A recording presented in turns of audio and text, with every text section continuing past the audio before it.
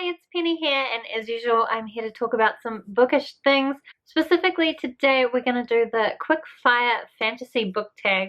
So this should be quick because it's quick fire.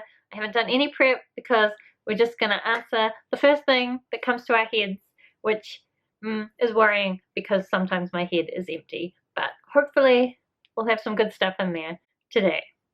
This tag was created by the bookworm Dreamer, and I will leave a link to her blog down below. And I was tagged by the wonderful Cat Talks, so I will also leave a link to her channel down in the description, and you can check that out as well. But let's start firing. So firstly, we've got a 5-star book, and I feel like I could pick any of the books in this section of my shelves because I've recently rearranged it, and these are like my favorites.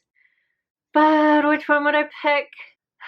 Actually, you know what's way easier is my current read is The Dark Vault by Victoria Schwab. This is actually a bind-up of 2 books, The Archived and The Unbound, and I've finished The Archive and I gave it 5 stars. I've just read it just yesterday. In this book, there is a library of the memories of dead people, and sometimes they escape, and our main character is one of the people that captures these escaped memories and puts them back in the library. It does a really good job of dealing with grief, and the concept is so cool, and it's also just been announced that it's going to become a TV show, so I'm in love with this. Next, a book that I'm always going to recommend, and I have to be honest, I don't always recommend anything because it depends on what people like. When people ask me for a book recommendation, my first question is always, well, what do you like? Because everybody likes different things. But I guess I possibly might recommend the Kate Daniels series, which is one of my favorite paranormal dystopian kind of series set in a world where magic has started coming back in waves. So sometimes technology works, sometimes magic works, but they never both work at the same time. And it has a really unique take on vampires and shapeshifters and necromancers and all sorts of different mythological creatures from all around the world. I love this series, but a lot of people probably wouldn't like it, so I wouldn't recommend it to everyone. I can't come up with a good answer for this question. Oh, maybe Vicious. I can't imagine anybody not liking Vicious. There's probably people that don't like Vicious. That's terrible. But I really love Vicious. This is a story about 2 guys that are trying to investigate people who have extraordinary abilities, and they figure out how to give themselves extraordinary abilities. Trigger warnings for suicide though. And there's all sorts of people with cool different abilities, and it's a little bit dark, but I love it. I don't know, I feel like I could just do a whole video about books that I would like to recommend. Actually, I've made a whole booktube channel about books that I would recommend. Welcome to my booktube channel. Next is books that I own that I haven't read. Again, I recently rearranged my shelves, so there is like 70 books on my shelves that I own and I haven't read. I guess I'll pick one to show you. Okay, so I've picked up Wizard of the Grove by Tanya Huff. This is a fantasy story I don't really know much about, but I do really like Tanya Huff as an author. I should take the sticker off. Will it come off? Oh. Yes. Actually, I think this is a bind-up of 2 books, so Child of the Grove and The Last Wizard. I have this vague memory that I once upon a time read Child of the Grove, but it might be like a false memory that I just made up. Anyway, I love the cover, I love the author, so this is one that I definitely want to get to at some point.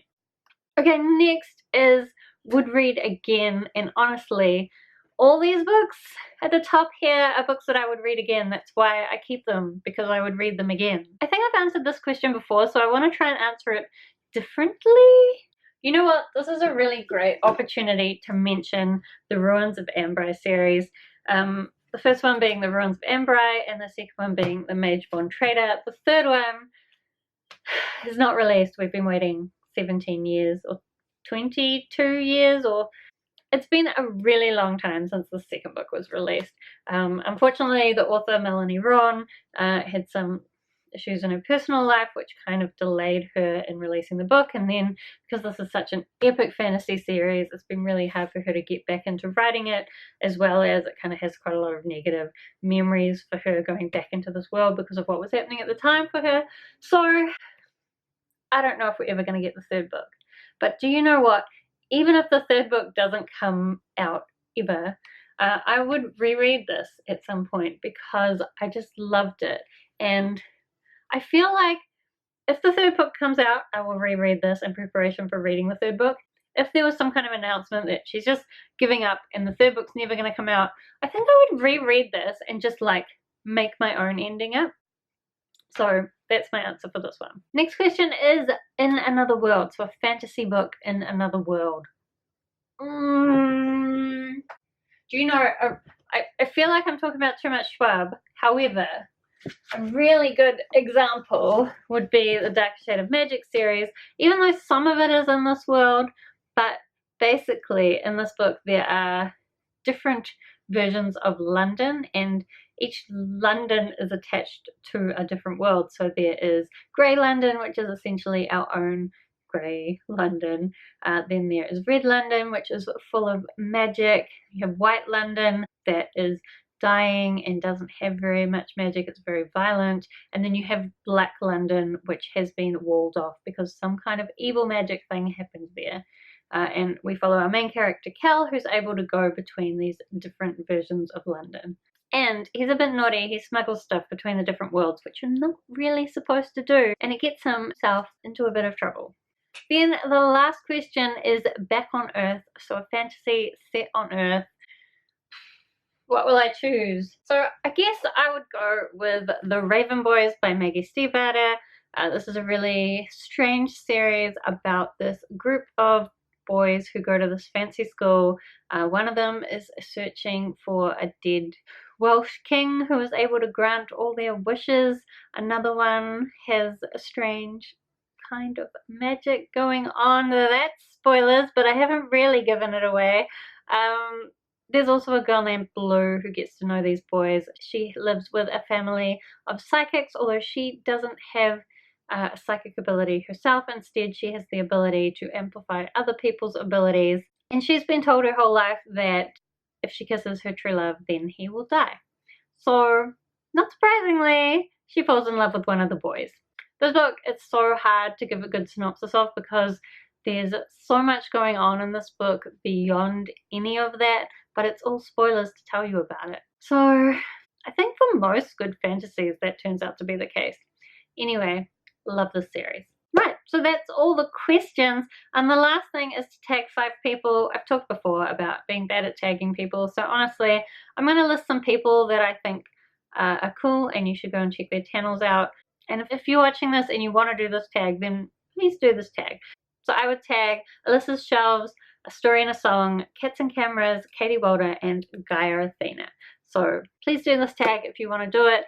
Otherwise, thank you for watching. Let me know if you've read any of the books I talked about and what you thought about them, or any other fantasy books that you would recommend to me based on the fact that I like the ones that I just talked about. Otherwise, thank you so much for watching. I hope that you're having a wonderful day, and I will see you next time.